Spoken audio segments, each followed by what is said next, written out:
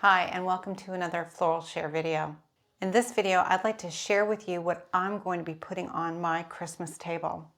This year I went with a white and gold and frosty tree, and when I saw these bouquets, I knew that they were going to be perfect. I picked up these little vases from Amazon. I think we're all addicted. And I think that they are so charming. So what I'm going to do is disassemble these bouquets and turn these vases into three lovely, simple, yet elegant centerpieces for my holiday table. I can't wait to get started. So what I've done is I have divided my two bouquets into three portions. They're not exactly the same. I'm going to make two the same, and then one is going to be just a little bit different. And because it's all white, it's certainly going to blend. And I always say, anything done with conviction, that's your way of doing it. This is how I'm doing it. So in each bouquet, we have some metallic painted Israeli ruscus. We have some cedar. Some has been painted, some natural. I have a glittered Spider Mum. Isn't that sweet? Knowing me, I probably would have glittered that a little bit more. Star of Bethlehem. Isn't that so appropriate? Hypericum. I wish there was more in this bouquet, but beggars can't be choosers. I have just some cushion palms, some mini carnations, and then a hydrangea. The difference for the other one will not have the Star of Bethlehem, and the spider, it will have two roses, but I'm going to make this work. It's going to be gorgeous. So let me put two of these bunches aside and we'll get started with the first one. I will go through all three of these with you, but you're going to see how quickly they go together. So give me a sec. So what I'm going to do, the technique that I'm going to use is I'm basically going to build this in my hand and then put it in the vase, and then I'll add a few things to kind of finesse it and make it fantastic. I'm going to start with my tallest piece, and I don't want this to be, have too much flare. I definitely want to keep it under this height because we don't want to play bob and weave at the dinner table. But I don't want this just kind of jutting off to the side. So we're just going to kind of start with this. I use my next tallest piece. Now know that you don't want any of your greens in your vase. So where I'm holding this, I want to make sure that that is going to be green free. And like these are fantastic. And I don't want to waste the length on this. So what I'm going to do is edit this out right about there. And remember, as long as I've got all of this right in here, I'm good. Ooh, this is a big daddy. And I think what I'm going to do is peel some of this off and kind of work my pieces in it. Yeah, like that. And then this hydrangea is quite large. I'm going to work the pieces into this, almost using this as a frame.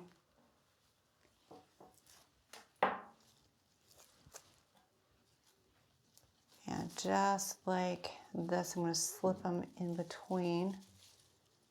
And that way this hydrangea is going to be integrated into it instead of looking like a big pregnant belly. Nobody wants that. This is another nice big focal point. I'm going to stick him right in through there too. Oh, guys, getting lost.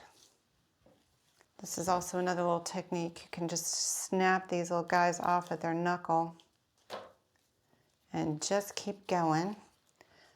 I don't want to use all of this either. Snip that down. Peel off some of the bottoms. Yeah, and I want to integrate that all the way around now. If you think into threes, 1, 2, 3, you'll form a little triangle to build on.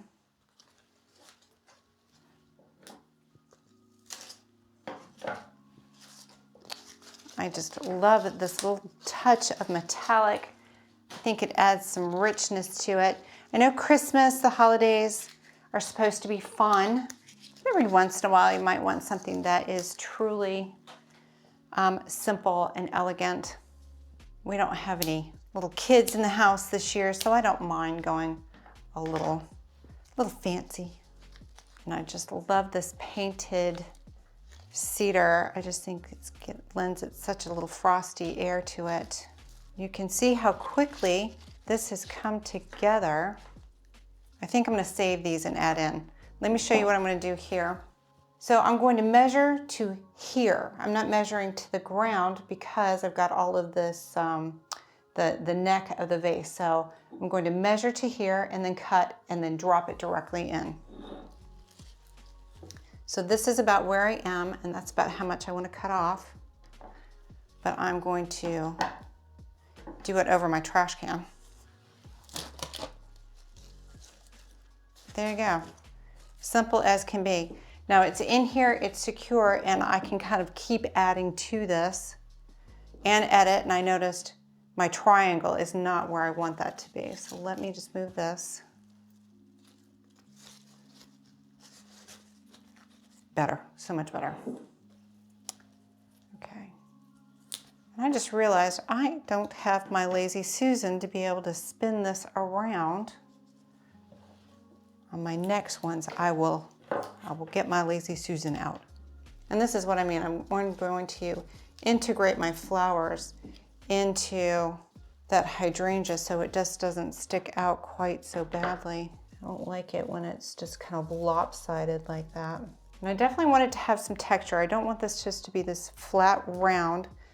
I do like it when you've got your flowers at different levels, but maybe not quite like that. Let me give them a trim. Okay, let's add a little bit more green. And I think we're going to be just about done with this one. And that's what I mean, super fast, but really very, very elegant. You could certainly add a little bit more Christmas green if you wanted to in this, but I think it's just as sweet as can be.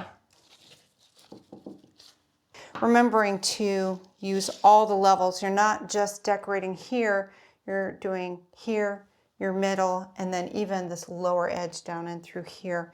I don't want to obscure the vase either. I think the vase is really sweet. That's one of the reasons I chose it, because of its little shape.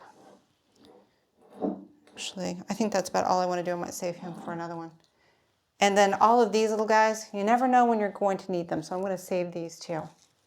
Okay, first one's done. Let's go on to the second one.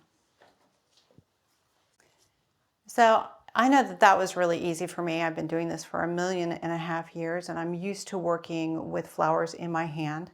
It may be a little uncomfortable for you, and I'd like to show you a different approach to making the same arrangement. So what I'm going to do is start with my hydrangea and use this as its framework, and then we'll build into this. It's going to be a lot more measuring, a lot more cutting, but it is a different approach and maybe one that you're going to be more comfortable with, especially if you are a beginner. And that's one of the things I'm trying to do on this channel, is show you that flower arranging really is very easy once you know the simple techniques and principles of design. So let's get started with this next arrangement, and remembering this is the height in which we are measuring, not the table. So if I look at this, it's about the same height here. And what I'm probably going to have to do is hold this a little bit while I'm integrating flowers into it, but we'll get there. So this is also another big guy. The last time I just kind of popped off some of these. And what I realized, I said I was going to get my Lazy Susan so I could spin this around so you could see a little bit easier. Let me take 2 seconds and do that right now. I want you guys to be able to see all sides of what I'm doing so that you understand why you're supposed to be doing something and not just, oh, that's what she said to do.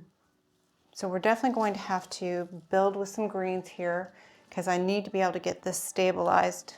So guys, while I am doing this, I would love to hear from you if you have any questions about any of the techniques I use, maybe you're curious about something and you'd like me to maybe make a video on.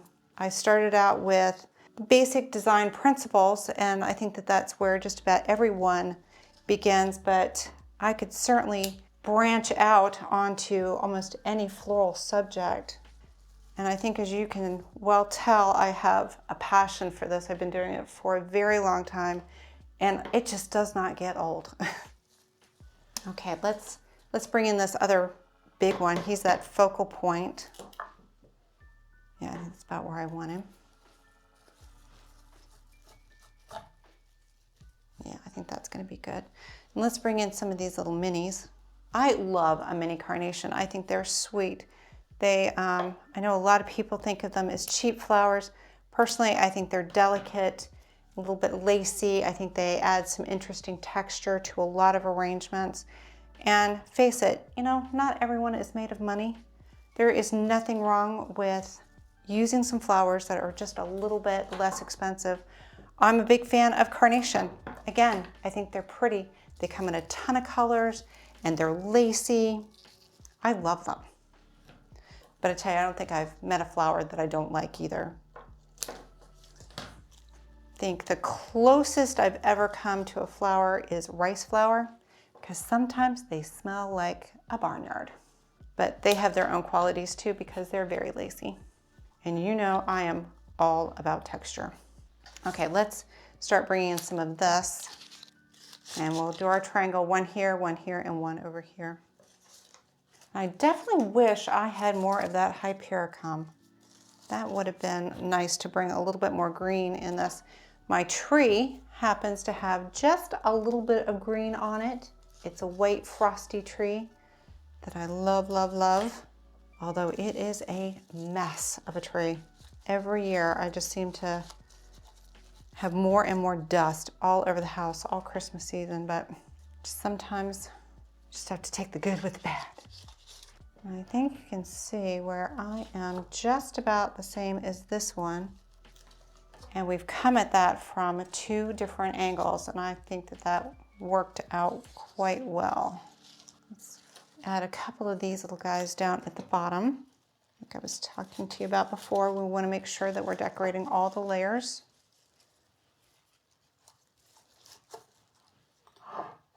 Okay, I think we are darn similar. There you go.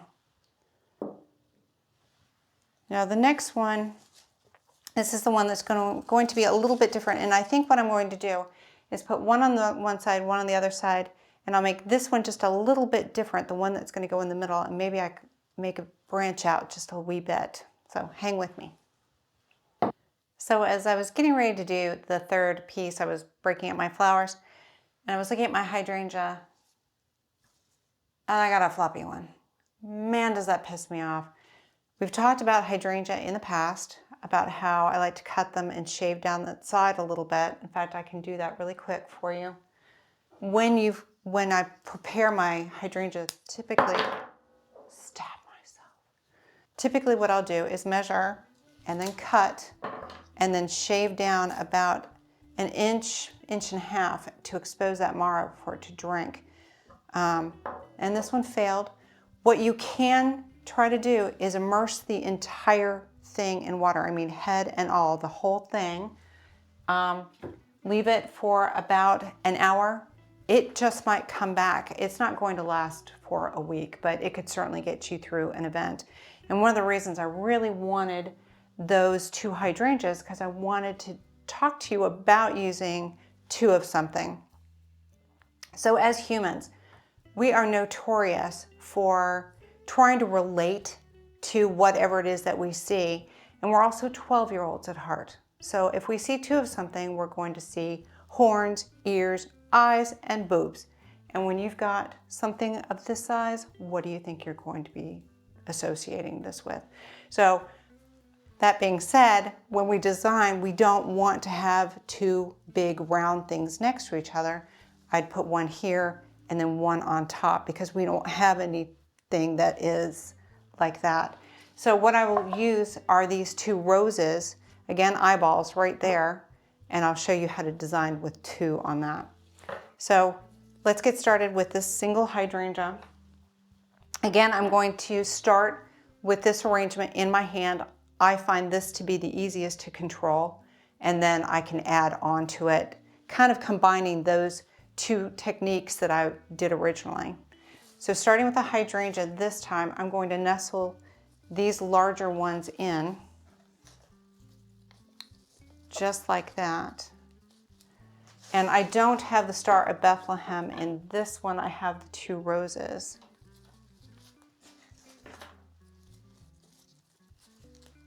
I'm going to quickly just move these around.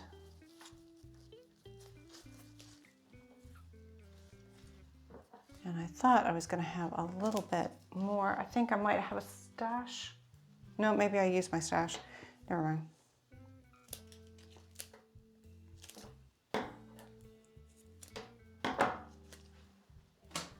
Okay. And you can see how quickly these come together. Because the Lord knows when you're preparing for Christmas, you've got the meal, the house, the kids.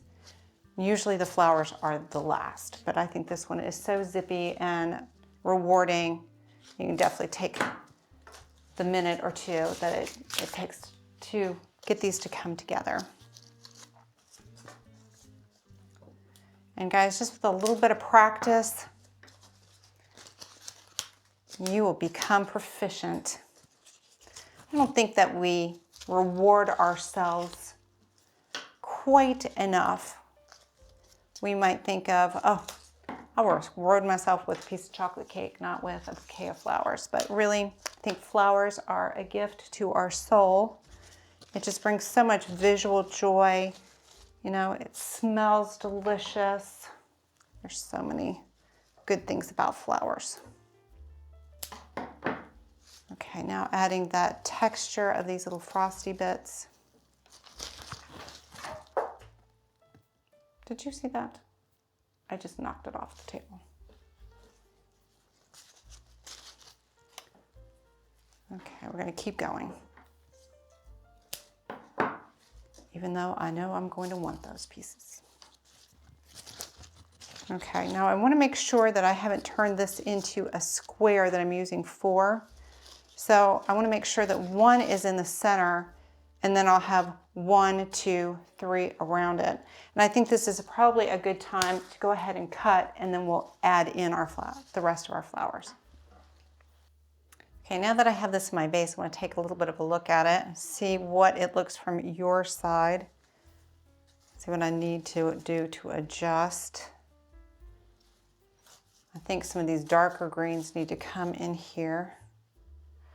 And definitely need to work with the roses. Okay, so roses, when they come in, remember they always have their bumble petals on, especially in the bouquets, and all I'm going to do is pop off the ones that I'm not a big fan of.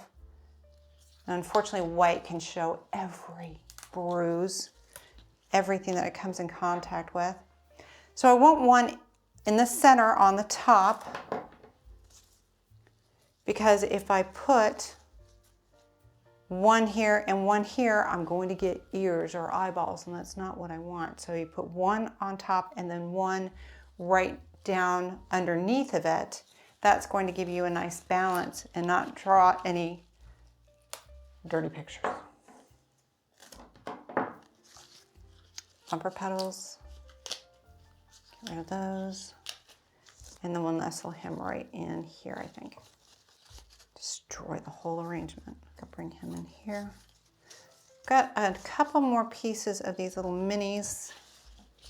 And I want to elongate this piece just a little bit, and I think I'll do that with these greens. And as always, remember, we just edit out.